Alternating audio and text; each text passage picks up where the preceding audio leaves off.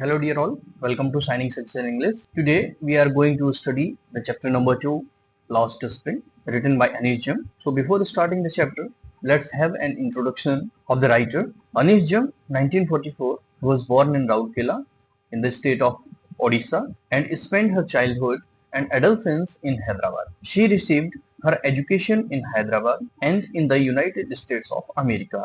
It means उन्होंने अपनी education India में हैदराबाद से गेन की एंड उसके बाद वो अब्रॉड चली गई और यूएसए में रही. Her parents were both writers. That's why it was the impact of her parents that Anish Jung became a very good Indian writer. Anish Jung began her career as a writer in India. She has been an editor and columnist for major newspaper in India and abroad and has authored several books. उन्होंने बहुत सारे newspapers जो Indian newspaper थे and foreigner newspaper हैं दोनों के लिए वो कॉलमिस्ट थी और बहुत सारे न्यूज़पेपर की एडिटर भी रही हैं. उन्होंने बहुत सारी बुक्स को ऑथर भी किया है, बहुत सारी बुक्स पब्लिश की हैं. The following is an excerpt from her book. जो चैप्टर हम पढ़ने जा रहे हैं ये चैप्टर उनकी बुक जिसका टाइटल है lost spring stories of stolen childhood, यानी ऐसे बच्चों की स्टोरीज जिन्होंने अपना बचपन खो दिया है उनको लेकर के उन स्टोरीज का कंपाइलेशन ये है लॉस्ट स्प्रिंग नाम से, यानी खोया हुआ बसंत. Here she analyses the grinding poverty and traditions which condemn these children to a life of exploitation. यहाँ वो एक्सप्लेन करने की कोशिश करती हैं, एनालाइज करती हैं grinding poverty means extreme poverty जो एकदम आदमी को पीस देती है and traditions which condemn these children, और ऐसे हमारी सोसाइटी के कौन से ट्रेडिशंस हैं जो इन चिल्ड्रन की लाइफ को पूरी तरह से एक्सप्लॉइट करने में रोल प्ले कर. So this was the introduction of Anees Jung. Now we are going to start the chapter. Before starting the chapter, one more thing to look here. Notice these phrases.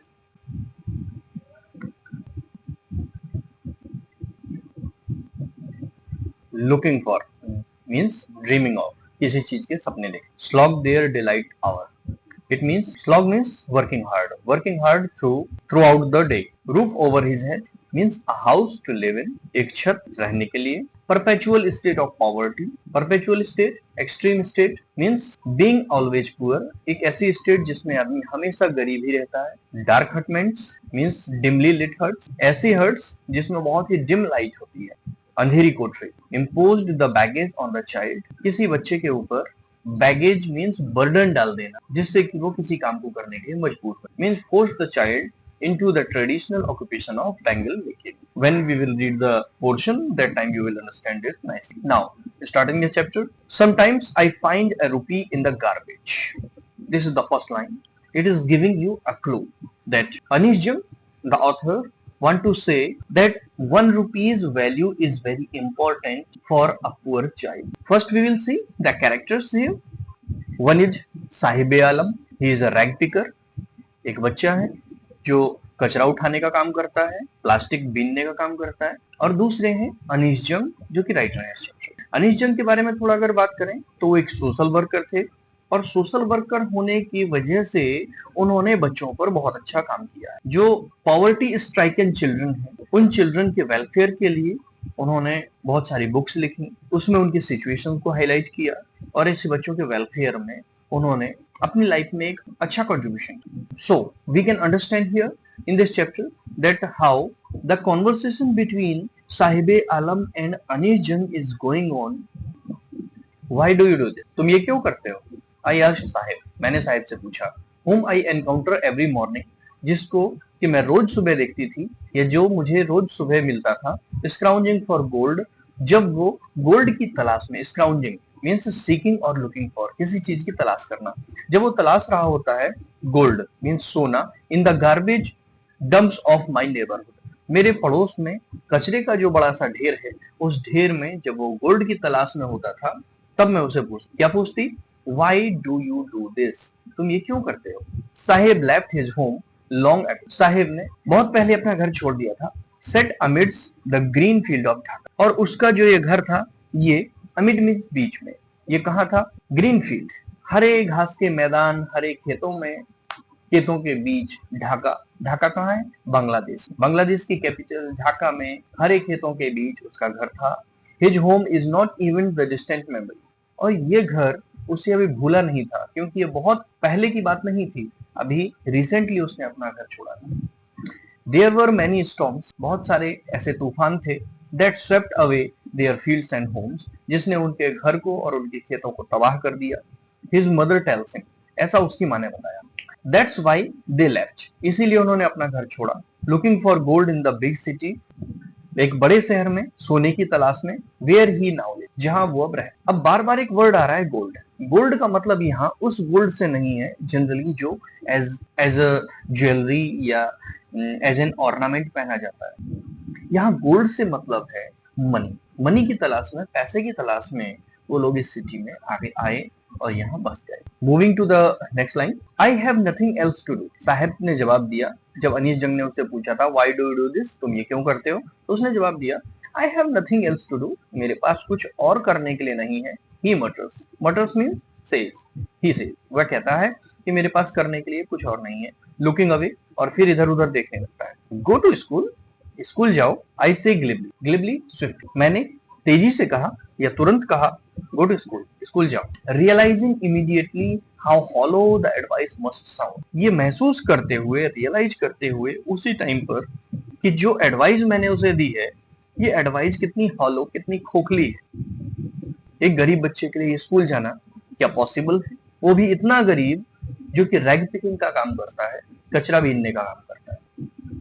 There is no school in my neighbourhood, मेरे neighbourhood में, मेरे आस पड़ोस में कोई भी school नहीं है. When they build one I will go, जब वो स्कूल बन जाएगा आई विल गो, मैं स्कूल जाऊंगा. If I start a school will you come, अगर मैं एक स्कूल स्टार्ट कर दूं क्या तुम आओगे. आई आस्क्ड, मैंने पूछा. हाफ जोकिंग, थोड़ा मजाक करते हुए. यस ही सेड, साहिब ने कहा हाँ. स्माइलिंग ब्रॉडली, हंसते हुए, मुस्कुराते हुए उसने कहा हाँ बिल्कुल. A few days later, I see him running up to me. कुछ दिन बाद फिर साहिब आलम अनीस जंग के पास दौड़ते हुए आता है. Is your school ready?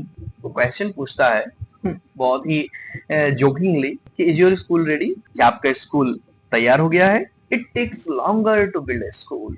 It takes longer to build a school. एक स्कूल बनने में वक्त लगता है. I say, मैंने कहा. Embarrassed at having made a promise that was not mean. काफी शर्मिंदा होते हैं यहाँ पर अनीस जंग. तो शर्मिंदा होते हुए, embarrassed at having made a promise, क्योंकि उन्होंने प्रॉमिस कर दिया था that was not mean, जबकि उन्हें पता था कि ऐसा नहीं होगा, वो कोई स्कूल नहीं बनाएंगे, लेकिन उसके बाद भी उन्होंने प्रॉमिस किया था कि यस अगर मैं एक स्कूल स्टार्ट करूं क्या तुम आओगे. साहिब कहता है हाँ मैं आऊंगा. और आज साहिब जब उससे पूछता है राइटर से कि क्या आपका स्कूल रेडी है, तो अनीस जंग यहाँ पर चुप रह जाता है. But promises like mine abound in every corner of his bleak. Anees जंग ने तो ऐसे ही कह दिया था, मजाक में, हल्के में, वेरी लाइटली, सीरियसली उन्होंने नहीं कहा था. लेकिन साहिब आलम यहाँ पर उनके इस प्रॉमिस को, उनके इस स्टेटमेंट को सीरियसली ले लेता है. तो फिर अनीस जंग को कहना पड़ता है कि promises like mine, मेरे promises, abound means filled in every corner of his bleak means vacant world, उसकी खाली दुनिया में मेरे द्वारा किए गए हर टाइप के जो प्रोमिसेस हैं वो कहीं ना कहीं फिल्ड हो गए, भर गए. मेरे प्रोमिसेस उसकी खाली दुनिया में भर गए. और अब वो इसी चीज के लिए एक होप लगाए बैठा है कि शायद मेरे लिए एक स्कूल बनेगा और मैं उसमें एडमिट हो जाऊंगा. After months of knowing him, कई महीनों तक उसे जानने के बाद, I asked him his name, मैंने उससे उसका नाम पूछा. साहिब आलम, ही अनाउंसेस, उसने अनाउंसमेंट किया, उसने जोर से बताया मेरा नाम साहिब आलम. He doesn't know what it means, जबकि एक्चुअली उसे नहीं मालूम कि इसका मतलब क्या है. If he knows its meaning, अगर उसे उसका मालूम, जब अगर उसे इसका मीनिंग मालूम होता कि इसका meaning Sahib Alam means world, Sahib means Lord, Lord of the universe, इस यूनिवर्स का लॉर्ड, इस ब्रह्मांड का लॉर्ड, मालिक, साहिब आलम. He would have a hard time believing, तो फिर उसे बड़ी मुश्किल से भरोसा होता. कैसे? यहाँ पर एक कंट्रास्टिंग थिंग है. बच्चा एक रैग पिकर है, एक कचरा बीनने वाला, जबकि उसका नाम साहिब आलम है, मतलब लॉर्ड ऑफ द यूनिवर्स. अब आप देख सकते हैं नाम कितना हाई और उसकी कंडीशन कितनी low. There is a big difference in the name and the actual work of and the actual condition of that child. Unaware of what an army of barefoot boys sorry, unaware of what his name represent, वो पूरी तरह अनजान था इस बात से कि उसके नाम का मतलब क्या होता है, उसका नाम क्या रिप्रेजेंट करता है। He roams the streets with his friends, वो अपने दोस्तों के साथ गलियों में घूमता है। An army of barefoot boys, और उसके ये फ्रेंड्स क्या हैं, an army of barefoot boys, नंगे पैर चलने वाली एक आर्मी, आर्मी मीन्स ग्रुप, एक सेना है जो कि नंगे पैर चलती है। Who appear like the morning birds, जो सुबह सुबह जैसे मॉर्निंग बर्ड्स आती हैं ऐसी चिड़ियों की तरह झुंड में एक ग्रुप में आ जाती हैं। एंड डिसअपीयर एट नून, और दिन के समय ये गायब हो जाता है। मतलब ये मॉर्निंग में अपना काम करते हैं और जैसे दोपहर होने को होती है फिर दिखाई नहीं देते, गायब हो जाते हैं, जैसे बर्ड्स मॉर्निंग में आते हैं और दोपहर में गायब होते हैं। ओवर द मंथ्स, कई महीने बीतने के बाद, I have come to recognise each of them, हनी जंग कहते हैं कि मैं धीरे धीरे उन सबको पहचानने में सक्षम हो गई, मैं सब उन सबको पहचानने लगी। Why aren't you wearing chappals, तुम लोग चप्पल क्यों नहीं पहनते हो? I asked one, मैंने एक से पूछा। My mother did not bring them down from the sun, मेरी माँ उनको ऊपर सेल्फ से नीचे नहीं उतारती। He answered simply, उसने बड़े सिंपली जवाब दिया, बड़े साधारण तरीके से जवाब दिया कि मेरी माँ ने जो चप्पल हैं वो सेल्फ में रखे हुए हैं और उनको वहां से वो नीचे ही नहीं रखती, और नीचे नहीं रखती, मैं वहां तक पहुंच नहीं पाता, इसलिए मैं उनको पहनता नहीं हूँ। Even if she did, he will throw them off, adds another who is wearing shoes that do not match, एक दूसरा बच्चा जो कि ऐसे शूज पहने हुए हैं जो कि आपस में मैच नहीं कर रहे हैं, एक पैर का जूता दूसरे टाइप का है, दूसरे पैर का जूता दूसरे टाइप का है। वो बच्चा कहता है इवन इफ शी डिड, अगर इसकी मम्मी ने इसको चप्पल दे भी दिया ना, he will throw them off, वो उन्हें फेंक देगा। इसीलिए शायद इसकी मम्मी इसको चप्पल नहीं देती, क्योंकि ये फेंक देगा। When I comment on it, जब मैंने इस पर कमेंट किया, he shuffles his feet and says nothing, जब अनीस जंग ने उस बच्चे के शूज के लिए कहा कि देखो तुम्हारे शूज ऑड हैं, दोनों सेम नहीं हैं, तो उस बच्चे ने दोनों शूज को सफल करने की, मतलब इधर उधर चेंज करने की कोशिश की, लेकिन कुछ नहीं कहा। आई वॉन्ट शूज, उसने कहा। सेज अ थर्ड बॉय, एक थर्ड बॉय, तीसरा बच्चा, who has never owned a pair all his life, पूरे जीवन जिसने आज तक कभी भी एक पेयर शूज का जिसको नहीं मिला था, उसने कहा आई वॉन्ट शूज, मुझे जूते चाहिए। Travelling across the country I have seen children walking barefoot in cities on village roads, पूरे शहर की यात्रा करते टाइम मैंने देखा कि बच्चे नंगे पैर घूमते रहते हैं, चाहे फिर वो शहर में हो चाहे गांव की सड़कों पर हो, बच्चे चप्पल नहीं पहनते।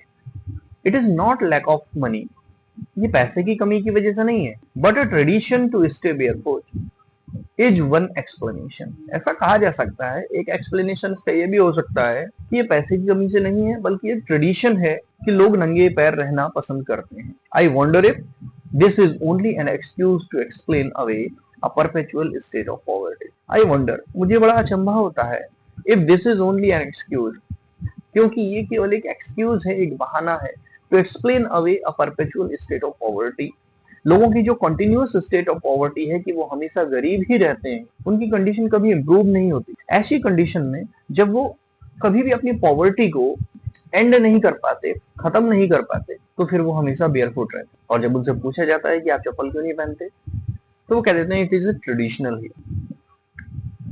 Now moving over to the next paragraph. I remember a story of man from Udupi once told me. I remember a story of man. मुझे एक आदमी की स्टोरी याद आती है, कहां से? उडीपी से। Once told me, जो कि कभी मुझे बताई गई थी। क्या? As a young boy, he would go to school past an old temple. As a young boy, एक आदमी है उडीपी का, वो जब जवान था, बच्चा था, यंग था, he would go to school past an old temple, वो एक पुराने टेम्पल में जाया करता था स्टडी करने के लिए। Where his father was a priest, जहां उसके पिताजी एक पुजारी थे। He would stop briefly at the temple, वो मंदिर के पास रुकता, and pray for a pair of shoes, और वो क्या करता है?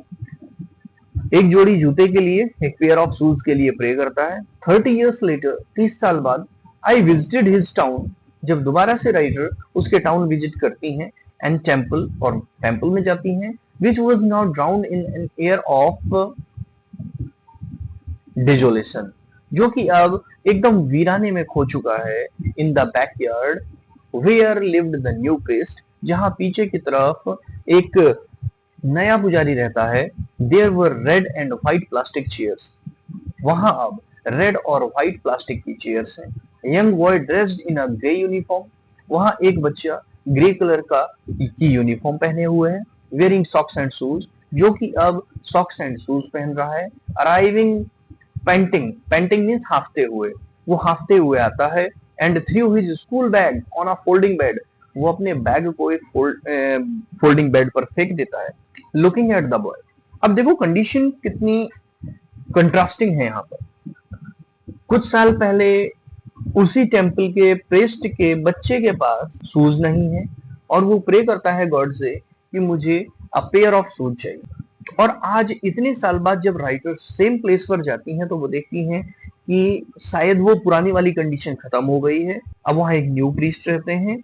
उन प्रीस्ट के घर में रेड एंड प्लास्टिक चेयर्स हैं। एक टाइम पर जब प्रीस्ट के पास अपने बच्चे को शूज दिलाने के लिए मनी नहीं था, पैसे नहीं थे, आज वही उसी जगह पर न्यू प्रीस्ट के घर में red and white plastic chairs हैं। उसका जो बच्चा है वो ग्रे कलर की यूनिफॉर्म पहने हुए है, वो सॉक्स एंड शूज पहने हुए है और घर आता है हाफते हुए स्कूल से और अपने स्कूल बैग को फोल्डिंग बेड पर फेंक देता है। मतलब आप सिचुएशन समझ सकते हैं कि बच्चे को आज अपने बैग की केयर नहीं है, सॉक्स एंड शूज की केयर नहीं है, जबकि कुछ साल पहले वही एक बच्चा प्रे कर रहा होता है गॉड से कि मुझे अ पेयर ऑफ शूज चाहिए।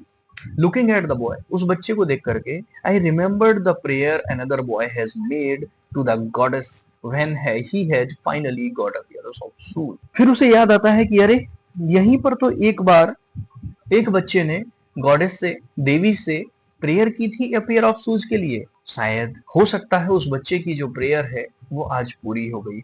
Late me never lose them, the goddess had granted his prayer. शायद let me never lose them, उस बच्चे ने गॉडेस से प्रेयर की थी कि let me never lose them, कि मेरे जूते अब कभी ना खोएं।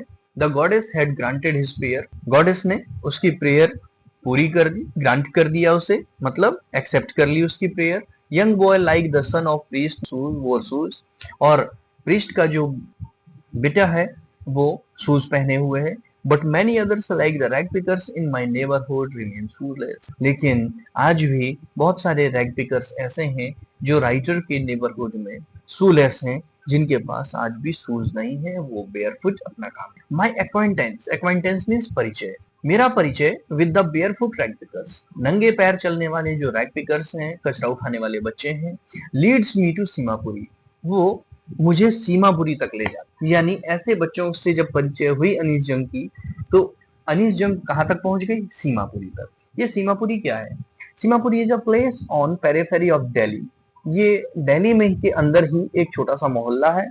Yet miles away from it, वैसे तो ये दिल्ली में ही है लेकिन फिर भी माइल्स अवे, बहुत दूर है। अब ये लाइन बहुत इंपॉर्टेंट है, सीमापुरी दिल्ली का ही हिस्सा है और फिर भी yet miles away from it, इससे कई मील दूर है। कैसे? हम जानते हैं कि Delhi is a mega city, metropolitan city है, और मेट्रोपॉलिटन सिटी या मेगा सिटी जो कि फुल्ली डेवलप्ड होता है, उस सिटी के अंदर भी एक ऐसी सिचुएशन है जहां ये रैग पिकर्स पाए जाते हैं।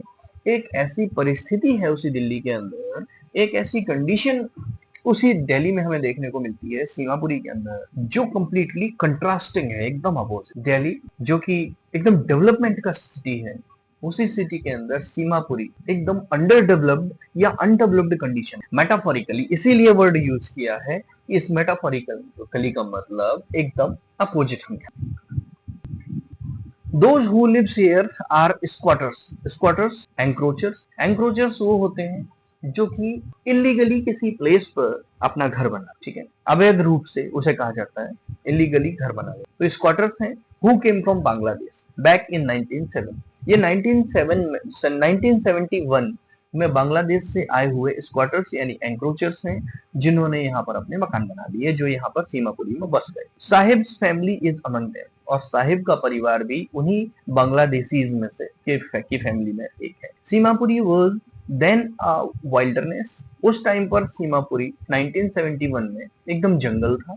इट स्टिल इज, और आज भी ये उसी कंडीशन में है, उसी वाइल्ड कंडीशन में है, जंगली कंडीशन में है, मतलब यहाँ सिटी जैसा कुछ भी नहीं, but it is no longer empty, लेकिन अब ये खाली नहीं है। इन स्ट्रक्चर्स ऑफ मड, यहाँ स्ट्रक्चर्स ऑफ मड मीन्स झोपड़ियां, मिट्टी की बनी हुई जो झोपड़ियां हैं, विद रूफ्स ऑफ टिन जिन एंड टारपोलिन, जिनके ऊपर टिन मतलब टीन के जो चद्दर होते हैं वो, एंड टारपोलिन और तिरपाल की छतें हैं। डिवॉइड ऑफ सीवेज, यहाँ सीवेज नहीं है, डिवॉइड मीन्स लैक, लैक, यहाँ सीवेज की कोई व्यवस्था नहीं है।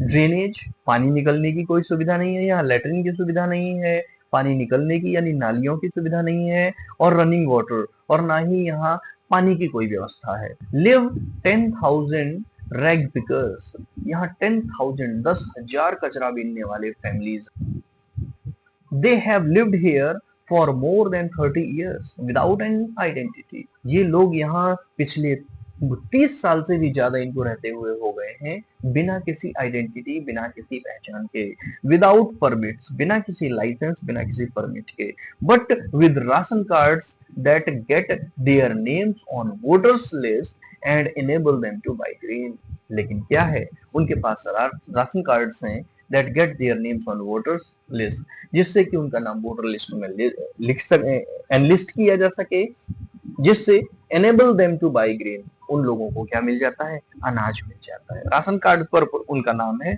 वोटर लिस्ट में उनका नाम है, इसके अलावा कहीं भी उनका नाम नहीं है, उनकी कोई आइडेंटिटी, कोई परमिट नहीं। Very important line here, food is more important for survival than an identity, इन लोगों के लिए आइडेंटिटी से कहीं ज्यादा जरूरी है फूड, भोजन, भोजन आइडेंटिटी से ज्यादा जरूरी है, किसके लिए, फॉर सर्वाइवल, जीने के, बिना आइडेंटिटी के जिया जा सकता है लेकिन बिना फूड के नहीं जिया जा सकता। If at the end of the day, अगर दिन की समाप्ति पर, we can feed our family, हम अपने परिवार को भोजन दे पाते हैं, and go to bed without an aching stomach, और बिना खाली पेट के, मतलब कुछ खा करके हम अगर बिस्तर पर जाते हैं, we would rather live here than in the fields that gave us no grain, तो फिर हमें यहाँ दिल्ली की इस सीमापुरी जैसी कंडीशन में रहना मंजूर है, बजाय उस जगह के that gave us no grain, जो हमें कोई अनाज नहीं देते। ऐसी बंजर जमीन पर रहने से बेटर है, जहां हमें कोई अनाज नहीं मिलता, ऐसी जमीन पर रहने से बेटर है कि हम यहाँ सीमापुरी जैसी कंडीशन में रहें, कम से कम यहाँ हमको भरपेट भोजन तो मिल जाता है रात। से a group of women in tattered saris, ऐसा किसने कहा, जो अभी हमने रीड किया कि यहाँ उस बंजर जमीन पर रहना जहां हमें कोई अनाज नहीं मिलता, उससे बेटर है यहाँ रहना कि कम से कम हम रात को खाना तो खा पाते हैं। ऐसा एक लेडी ने कहा जो टैटर्ड मतलब फटी हुई साड़ी पहने हुए थी। when I asked them why they left their beautiful land of green fields and rivers, जब मैंने उस लेडी से पूछा कि उसने अपने हरे भरे खेत जो कि नदियों से घिरे हुए हैं, ऐसे खेत क्यों छोड़ दिए, तो उसने कहा कि भाई उस जमीन पर रह के हम क्या करेंगे जहां हमें अनाज ही नहीं उगता। Wherever they find food, जहां भी उन्हें अनाज मिलता है, खाना मिलता है, भोजन मिलता है, they pitch their tents, वो अपना टेंट वहीं गाड़ देते हैं, and become transit homes, और ये उनके transit home means temporary homes बन जाते हैं, शेल्टर हाउसेस बन जाते हैं। Children grow up in them, बच्चे इनमें ही बड़े होते हैं, बिकमिंग पार्टनर्स इन सर्वाइवल, और ये भी सर्वाइवल यानी जिंदगी जीने में उनके पार्टनर बनते हैं, यानी पेरेंट्स और चिल्ड्रन साथ साथ जीते हैं। And survival in Seemapuri means rag picking, और सीमापुरी में सर्वाइवल का मतलब केवल और केवल only and only rag picking, कचरा बीनना है। थ्रू द इयर्स, इन सालों में, it has acquired the proportion of a fine art, इसने बड़ा ही फाइन आर्ट यानी एक कलात्मक तरीके से, एक आर्टिस्टिक वे में ये बहुत ज्यादा डेवलप हुआ है। Garbage to them is gold, इन लोगों के लिए गार्बेज गोल्ड है, जो कचरा है वो सोने के समान है। It is their daily bread, daily bread रोजी रोटी, ये उनकी रोजी रोटी है। A roof over their heads, यही कचरा उनको छत देता है, रहने के लिए छत देता है। Even if it is a leaking roof, चाहे फिर ये छत टपकती हो, है ना, एक टपकने वाली छत ही क्यों नहीं है, पर छत तो है। But for a child it is even more, लेकिन एक बच्चे के लिए ये इससे कहीं ज्यादा है। आई समटाइम्स फाइंड अ रूपी, कभी कभी मुझे एक रूपी मिल जाता है, इवन अ 10 रूपी नोट, और ये कहें कि 10 रुपए का नोट मिल जाता है। Sahib says, his eyes light, उसकी आंखों में एक चमक आती है और साहिब कहता है कि मुझे तो कभी कभी इसमें रुपए भी मिल जाते हैं, कभी 1 रुपया मिल जाता है, कभी 10 रुपए तक मिल जाते हैं। When you can find a silver coin in a heap of garbage, जब आप एक कचरे के ढेर heap of garbage में एक सिल्वर कॉइन ढूंढ लेते हैं, you don't stop scrounging, तो उसके बाद फिर आप scrounging मीन्स और ज्यादा गहराई से ढूंढना, तलाश करना नहीं रोक देते। For there is hope for finding more, तो ये समझ लीजिए कि आपके अंदर और ज्यादा ढूंढने की इच्छा बढ़ती जाती है, आप और ज्यादा ढूंढने की होप में उसके बाद अपने काम को कंटिन्यू रखते हैं। यही कुछ कंडीशन यहाँ पर साहिब आलम की है कि साहिब आलम को कभी कभी रुपए भी मिल जाते हैं इन कचरा बीनते बीनते इन ढेर के अंदर, तो इसीलिए फिर वो अपने काम को, अपने वर्क को, अपनी रैग पिकिंग को कंटिन्यू रखता है। It seems that for children, ऐसा लगता है कि बच्चों के लिए garbage has a meaning different from what it means to their parents. Parents के लिए गार्बेज का मतलब कुछ और है, रैग पिकिंग का मतलब कुछ और है, जबकि उनके बच्चों के लिए इसका मीनिंग कुछ डिफरेंट है। क्या? For the children it is wrapped in wonder, बच्चों के लिए तो रैप्ड इन वंडर ये कोई जादुई चीज है, ऐसी चीज है जो कि बिल्कुल एकदम आश्चर्यजनक, एकदम different. For the elders it is means of survival, बच्चों के लिए ये एकदम चमत्कारी चीज है, आश्चर्यचकित कर देने वाली चीज है, एक न्यू मीन है, जबकि पेरेंट्स के लिए केवल इसका मतलब सर्वाइवल, ये उन्हें जिंदा रहने के लिए एक बेस प्रोवाइड करता है। वन विंटर मॉर्निंग, सर्दियों की एक सुबह, I see Saheb standing by the fenced gate of a neighbourhood club, मैंने देखा कि साहिब खड़ा हुआ है एक फेंस्ड गेट पर, जो नेबरहुड यानी मेरे पड़ोस के एक क्लब का फेंस गेट, मतलब जाली वाला जो गेट है जिसको फेंसिंग की गई है, जिससे अंदर नहीं घुस सकते, ऐसे फेंसिंग वाले गेट के बाहर खड़ा हुआ है। Watching two young man dressed in white, देख रहा है कि अंदर दो लोग व्हाइट कलर की ड्रेस में खड़े हुए हैं जो कि प्लेइंग टेनिस खेल रहे हैं। I like the game, he hums, hums means धीरे धीरे मन में, मुंह के बाहर धीरे धीरे कुछ बोलना, बड़बड़ाना, वो बड़बड़ाता है। आई लाइक द गेम, मुझे ये गेम पसंद है। Content to which it standing behind the fan, content to watch, और वो इसको देखते हुए संतुष्टि लेता है, मीन सेटिस्फैक्शन गेन करता है। बिहाइंड द फैंस, फैंस के पीछे खड़े होकर के जब वो ये गेम को देख रहा है तो उसे एक सेटिस्फैक्शन मिलता है। I go inside when no one is around, जब आसपास कोई नहीं होगा मैं अंदर जाऊंगा, ही एडमिट्स, उसने कहा। The gatekeeper let's me use the swing, the gatekeeper let's me use the swing, gatekeeper अंदर जाकर के मुझे ये स्विंग यानी जो झूले हैं वहां लगे हुए, वो मुझे यूज करने देगा। Sahib two is wearing tennis suit, Sahib भी टेनिस शूज पहने हुए हैं। That look strange over his discoloured shirt and shorts, Sahib ने आज ये टेनिस शूज पहने हैं, इसीलिए शायद उसके मन में भी क्लब के अंदर टेनिस वाला गेम देख करके जो दो लोग खेल रहे हैं अंदर जाने की इच्छा होती है, और वो कहता है कि गेटकीपर मुझे अंदर जाने देगा, ठीक है। लेकिन ये जो शूज हैं, look strange over his discoloured shirt and shorts, उसने जो शर्ट्स एंड शॉर्ट्स पहने हुए हैं वो एकदम डिसकलर्ड हैं, वो गंदे हो चुके हैं, मटमैले हैं, ठीक है ना। और ये टेनिस शूज बड़े ही स्ट्रेंज दिख रहे हैं, अजीब से दिख रहे हैं। Sometime gave sorry someone gave them to me, ये शूज मुझे किसी ने दिए हैं। He said in the manner of an explanation, उसने इस वे में कहा, इस मैनर में कहा कि शायद वो मुझे एक्सप्लेन कर रहा है कि ये शूज कहाँ से आए। उसने कहा ये शूज मुझे किसी ने दिए हैं। The fact that they are discarded shoes of some rich boy, और फैक्ट ये है कि वो किसी रिच बॉय के डिस्कार्डेड शूज हैं, मीन्स फेंके गए जूते हैं, हटाए गए जूते हैं। कोई अमीर बच्चा अब उनको नहीं पहन रहा है तो उसने ये शूज हटा दिए, उसने ये शूज फेंक दिए जो कि साहिब को मिल गए, साहिब ने उन्हें पहन लिया। Who perhaps refused to wear them, और वो अमीर बच्चा इन जूतों को, इन शूज को इसलिए नहीं पहन रहा है because of a hole in one of them doesn't bother him, क्योंकि उनमें से किसी एक जूते में एक होल हो गया है, लेकिन does not bother him, साहेब को इस होल की, इस छेद की कोई परवाह नहीं है, उसे ज्यादा फर्क नहीं पड़ता कि उसमें छेद है। रिच बॉय को फर्क पड़ता होगा, इसीलिए उसने वो शूज फेंक दिए, लेकिन साहिब को इससे फर्क नहीं पड़ता, उसे शूज मिल गए, बहुत बड़ी बात। For one who has walked barefoot, उस बच्चे के लिए जो कि barefoot, नंगे पैर चलता हो. Even shoes with a hole is a dream come true. उस बच्चे को जूते मिल जाना एक सपने का सच हो जाने जैसा है. मतलब साहिब जैसे बच्चे को जो कि हमेशा नंगे पैर चलता है, उसे अगर शूज मिल जाए, चाहे उनमें फिर होल ही क्यों ना हो, वो भी सपना सच होने जैसा है. But the game he is watching so intently is out of his reach. Shoes तो उसे मिल गए, लेकिन जो वो टेनिस की गेम को देख करके एक होप लिए बैठा है कि मुझे भी अंदर जाने का मौका मिलेगा और मैं भी शायद गेम खेल पाऊं, टेनिस खेल पाऊं, तो शायद ये उसकी रीच से बाहर है. वो ऐसा नहीं कर सकता. वो इतना पुअर है कि वो टेनिस नहीं खेल पाएगा. This morning Sahib is on his way to the milk booth. आज सुबह साहिब जो है वो मिल्क बूथ की तरफ जा रहा है. In his hand is a steel canister. उसके हाथ में एक स्टील कैनिस्टर मतलब एक स्टील का बर्तन है. I now work in a tea stall down the road. मैं रोड के उस तरफ, रोड के नीचे एक टी स्टॉल पर काम करता हूँ. वो कहता है. Pointing in the distance.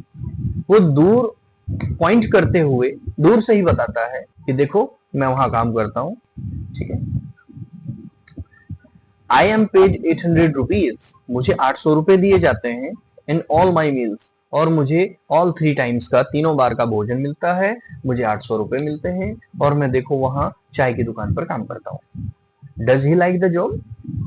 क्या वही साहिब आलम इस जॉब को पसंद करता है? I asked. मैंने पूछा कि साहिब तुम्हें ये जॉब पसंद है? जब मैंने उससे पूछा does he like the job कि क्या उसे ये जॉब पसंद है, हिज फेस आई सी. उसके चेहरे पर मैंने देखा has lost the care free look. वो केयर फ्री लुक, वो बेपरवाह वाला लुक जो बचपन में उसके चेहरे पर जब वो रैक पिकिंग करता था तब वो एकदम केयर फ्री रहता था, वो लुक, वो एक्सप्रेशन आज उसके चेहरे से गायब था. इसका मतलब साहिब रैग पिकिंग में जितना अपने आप को फ्री फील करता था, आज चाय की दुकान पर, आज टी स्टॉल पर काम करते हुए वो उतना केयर फ्री नहीं. The steel canister seems heavier than the plastic bag he would carry so lightly over his shoulder. The steel canister seems heavier. आज जो स्टील कैनिस्टर उसके हाथ में है, then the plastic bag he would carry. और जो plastic bag बचपन में कैरी किया करता था, जिसके अंदर वो सारा कचरा वगैरह, प्लास्टिक वगैरह उठा करके उसमें डाला करता था, सो लाइटली, बड़े ही आसानी से, उस बड़े से प्लास्टिक बैग से कहीं भारी आज उसे एक कैनिस्टर लग रहा है, जबकि कैनिस्टर छोटा सा है. क्यों? रीजन देखिए अगली लाइन में कितना प्यारा है. The bag was his. जो प्लास्टिक बैग उठाए उठाए वो इस कचरे से ढेर से उस कचरे के ढेर घूमता था कचरा उठाते हुए, वहां प्लास्टिक बैग उसका अपना था. But today the canister belongs to the man who owns the tea stop. आज उसने जो बर्तन अपने हाथ में पकड़ा हुआ है, जो कैनिस्टर पकड़ा है, वो उसका नहीं, उसके मालिक का है. मतलब he is not free today. आज वो फ्री नहीं है, बल्कि वो किसी के अंडर काम कर रहा है. और बचपन में जब वो रैग पिकिंग करता था तो वो उसका सेल्फ वर्क था, वो उसका मालिक था. Sahib is no longer his own master. अब साहिब अपना मालिक नहीं रहा, बचपन में वो अपने काम का खुद मालिक था. सो डियर, इस तरह से हमने इसका फर्स्ट पार्ट कंप्लीट किया, the story of Sahib Alam. And the next story is of Mukesh. Mukesh, a bangle maker. So, in the next video, we will read the story of Mukesh.